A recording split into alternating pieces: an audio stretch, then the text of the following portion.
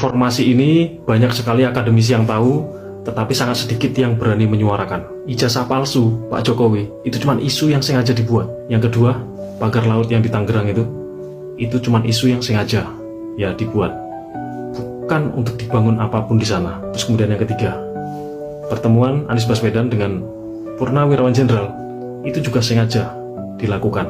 Indonesia ini mau dijajah, tetapi secara diam-diam, secara senyap, bukan dengan gencatan senjata, bukan dengan bom ataupun serangan-serangan rudal seperti yang sedang terjadi di Timur Tengah. Karena militer kita kuat. Yo, ada yang ngomong nggak beli pesawat second? Ya, Indonesia ini salah satu supplier militer loh, untuk pembuatan tank, pembuatan mobil rantis, sampai dengan pembuatan helikopter dan pesawat. Indonesia ini salah satu supplier yang menyuplai ke seluruh dunia. Kalau nggak percaya kegagahan Indonesia, silahkan kunjungi situs PT Pindad. Nggak cuma bikin itu, Indonesia ini udah banyak bisa bikin senjata-senjata yang canggih dalam dunia militer. IKN itu dibangun sebagai mercusuar, pusat sentral bisnis dunia. Analisis ini omongannya bukan cuma sekedar narasi kayak pendukungnya Anies. Ibarat sebuah pepatah Jawa lama, Petruk mau jadi ratu. Hal ini membuat Indonesia semakin menjadi ancaman utama di sektor bisnis. Dan fakta mengejutkannya, Jokowi adalah satu dari 4 orang yang pernah memimpin Indonesia yang sama sekali nggak bisa diintervensi. Yang nomor 4 dari 4 yang saya sebutkan tadi Pak Prabowo.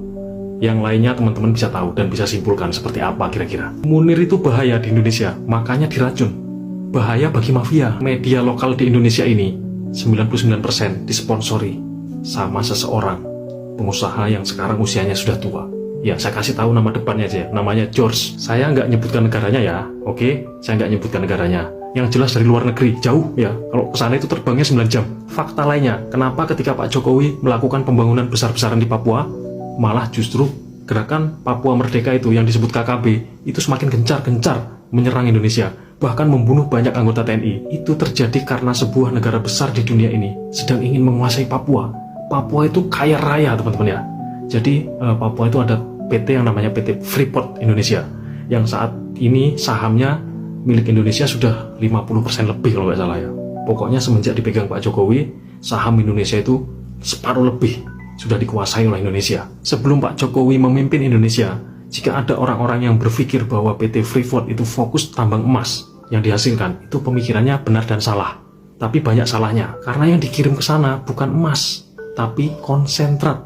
Sampai sana konsentrat itu diolah jadi uranium.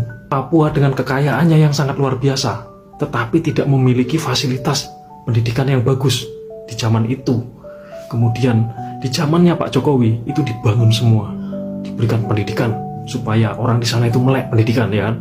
Ini bahaya bagi musuh Indonesia yang asli, dan itu meresahkan buat mereka, sehingga mereka ini sampai sekarang masih nyerang Pak Jokowi. Hal-hal seperti itu sengaja diciptakan supaya Papua itu bisa jadi milik mereka. Kita kembali ke Mr. George. Mr. George ini perannya sebagai konglomerat yang menyokong dana ijazah palsu dan lain-lainnya, adalah bagian dari propaganda politik. Jika koruptor di Indonesia ini bisa tumbuh subur, maka mereka-mereka yang dari luar negeri itu, mafia itu, bisa enak kerjasama dengan orang-orang lokal. Karena apa?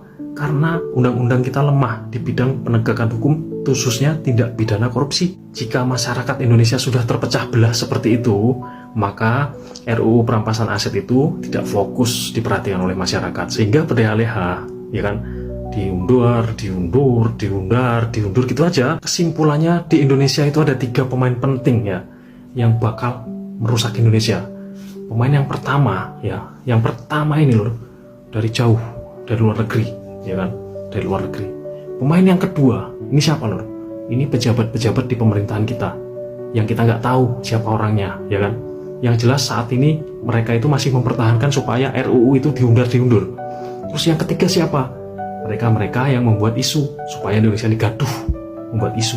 Mereka ini supaya bisa mengkamuflaskan ya bos-bos mereka ini ya, terutama dari luar negeri yang menyokong dana, kemudian di Indonesia yang menjadi antek asing ya, supaya bos-bos mereka ini bisa leluasa gitu loh, mengobrak-ngabrik harta kita. 3 tim tadi semenjak Pak Jokowi mimpin Indonesia diberi julukan trio dobol atau trio bagong, karena mereka nggak dapat hasil. Makanya sekarang mereka sibuk meracik umpan jitu ya, dan ditambah esen yang mahal supaya wangi gitu loh, supaya itu bisa menjadi perhatian gitu loh, sehingga umpannya dimakan.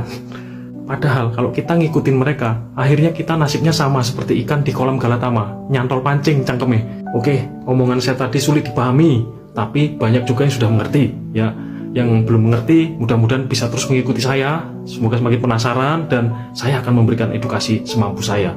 Ya, oke, kita lawan mafia di Indonesia pelan-pelan. Dengan berbagai macam cara kita lawan mereka. Yang penting intinya kita saling mendukung. Bersatu kita teguh, bercerai kita runtuh. Semangat, semangat, semangat.